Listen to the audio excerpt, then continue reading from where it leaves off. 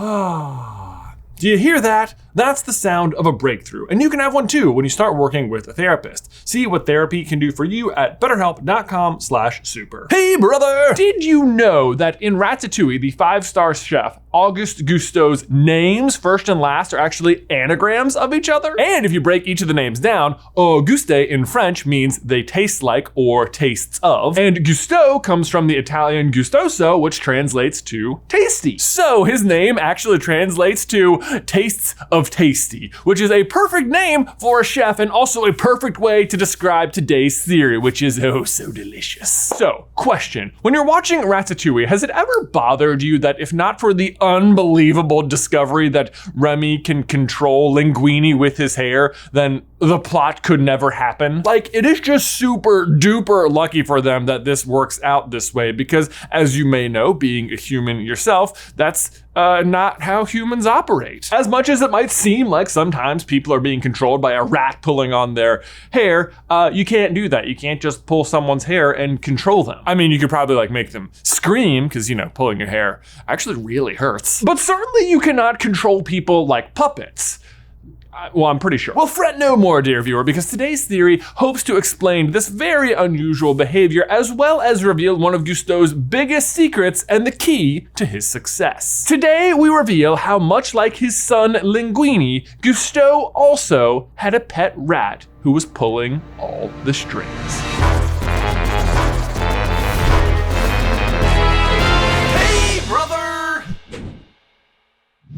Okay, so did legendary chef Auguste Gusteau have a rat hiding underneath his hat the entire time, helping him become the greatest chef ever? I've seen this theory floating around before, but I've never put too much stock into it. But I have to admit, the more I dig into it, the more it almost has to be the case. I mean, it makes literally everything make sense. So let's just start with some background. As the movie opens, we learn almost immediately that Gusteau is considered the best chef in Paris, and Paris is where the best food in France is made, and France is where the best food in the world is made. So math, boom, Gusteau is the greatest chef on earth. But it doesn't stop there. He's actually extra impressive because he's not just the best chef on earth, he's also the youngest chef ever to receive a 5-star ranking for his restaurant. And what is that? Can we see under his hat in this picture? Zoom in, enhance. Okay, I am at the desk now, where as you can see, I have frozen the movie and zoomed in on the scene in question. This is the only point in the movie where you can see Gusteau's hat not firmly attached to his head, and you can pretty clearly see this gray shape right here. Now, obviously you can't make out like a super clear rat right here. That would be way too easy, but the gray shape does exist. Not only that, but check this out. It's pretty easy to discern what space the rest of the hat should take up. Right here, that's the circle that makes up the bottom of the hat, and this is the top of his head right here. But that means there is this section of unaccounted for gray matter right here. This should not exist. All right, back to the chair.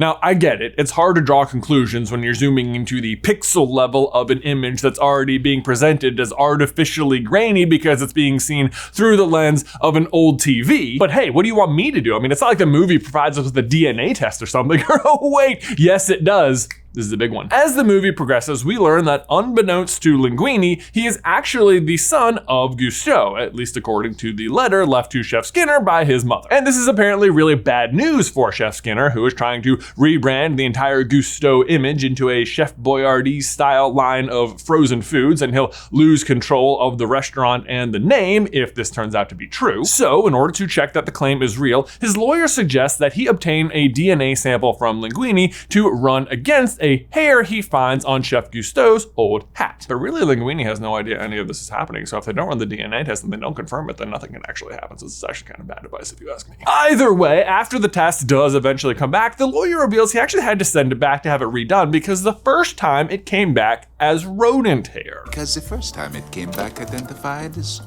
rodent hair. And Skinner, who is literally in the middle of having a mental breakdown about rats at that moment, immediately jumps to the same conclusion we do, that the rat hair came from Remy. And yet, we never actually see Skinner collect a hair from Linguini. The only hair he ever gives him is this one, the one from Gusteau. And you might think, well, he must have just collected the hair off screen, and yet we see him tempt Linguini into giving up a different form of DNA when he offers him wine in his office later that night. You would have to be an idiot of elephantine proportions not to appreciate this 61 Chateau Latour. Thus giving Skinner access to Linguini's saliva. Gross. Gross word. So if we backtrack a little, the hair that came back from the DNA test didn't come from Linguini, meaning it had to come from Gusteau, meaning it was his hair that must have had some rodent hair on it. And why would there be rodent hair on his hair? Because just like his son, he also had a rat under the hat. Dr. Seuss's less popular book. But speaking of which, if Gusteau also had a rat under his hat like Linguini, then it helps offer a more acceptable explanation for how Remy is able to control Linguini with his hair. It's not just random luck, it's literally a genetic trait that has been passed down from father to son. It's meant to be. It's a unique family skill that allows them to be superior chefs, because it allows them to work with the rats, who seem to have an innate ability to cultivate amazing flavor. And I say amazing, but what I mean is out of this world flavor, because both father and son find themselves on a rocket ship to the top of the Parisian food scene, which, as a reminder, again, is basically the top food scene in the world. And they do it in almost equally impressive ways. I mean, Gusteau, again, is the youngest 5-star chef in history, and his son, after just 5 days in the kitchen, is able to change the opinions of everyone in the city about Gusteau's restaurant. 5th time.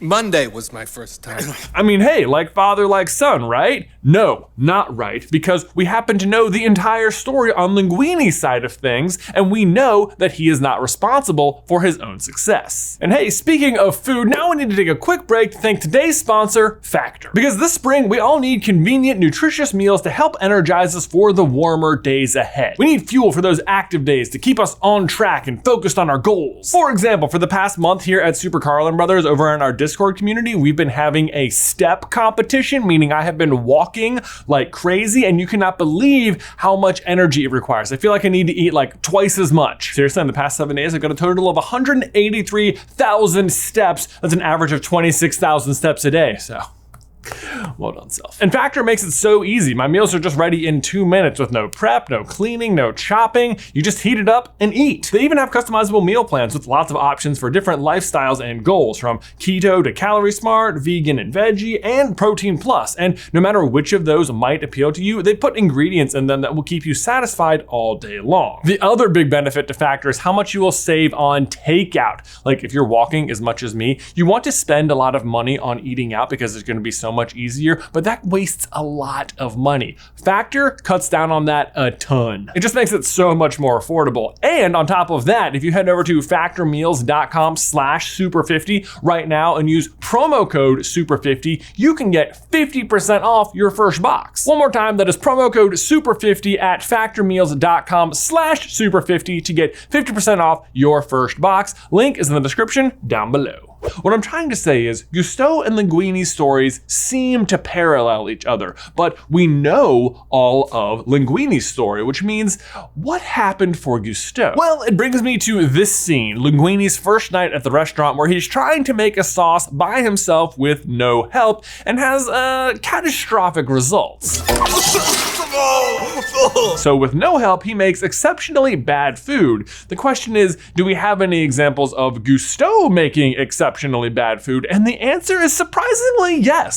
Sweetbread cooked in a seaweed salt crust, cuttlefish tentacle, dog rose puree, gooey duck egg, dried white fungus, chovy licorice sauce. Yeah, it doesn't sound very good, does it? In fact, they even say that Gusteau himself acknowledged it was a dud. That recipe was a disaster. Gusteau himself said so. For what it's worth, I know some people enjoy sweetbread, and I'm sure it's done well in some places, but I think they were going out of their way to choose a bunch of really bad flavors here. In any case, I suspect this is one of the dishes Gusteau came up with without help. hence its horrible nature. That said, Remy is still able to fix the dish with some sort of like orange raspberry sauce he puts on right at the last second as it's going out the door, and I guess it works because suddenly the entire restaurant is ordering the sheep stomach. Yum! But I bring all that up because the fact is, Remy has zero background to be going on. He's watched some cooking shows, sure, but in the moment, he's never relying on that kind of information. He's not bounding himself to conventional culinary rules. He's just cooking what he knows will taste good in the moment because he decides it's so. And it's quite a talent because, again, with zero training and no experience, he drops quite literally into the middle of a would-be 5-star restaurant,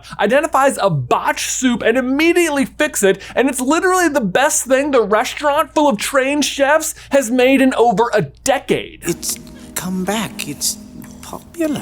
That is the power of having a rat help you. Instant, meteoric success, which Linguini and Gusteau both have. Gusteau, having a rat companion, also helps explain the origin of his own cooking catchphrase, "Anyone can cook," which, as I'm sure you know, the antagonist of the film, Anton Ego, finds inaccurate and almost personally offensive. I, on the other hand, take cooking seriously, and no, I don't think anyone can do it. In fact, it seems like it's this phrase alone that seems to spur on his continued disdain for Gusteau. How could it be popular? Because he can scoff at him all he wants, but no one gets to a 5-star restaurant if their food doesn't actually taste good. So at some point, Ego is risking his own credibility by saying the food isn't any good. Ultimately, however, we know that Ego eventually embraces the idea and realizes that its true meaning isn't that anyone can cook, it's that a good cook can come from anywhere or any background. Colette actually points this out herself earlier in the movie when she runs down the other cast of the kitchen and all of their various backgrounds and claims at the end of the day, they're actually all artists. So you see, we are artists. But I think Gusteau himself was able to land on this in such an early stage in his career because he himself was being assisted in the same way Linguini was by a rat companion. Even narratively, I think it just makes more sense. I mean, otherwise, what is even the point of Linguini being Gusteau's son? Just that it puts some legal pressure on Skinner? Because don't forget, Linguini can't cook. It's not like he's Gusteau born again or something, and thanks to his amazing untapped cooking skills, he's able to come in and save the restaurant.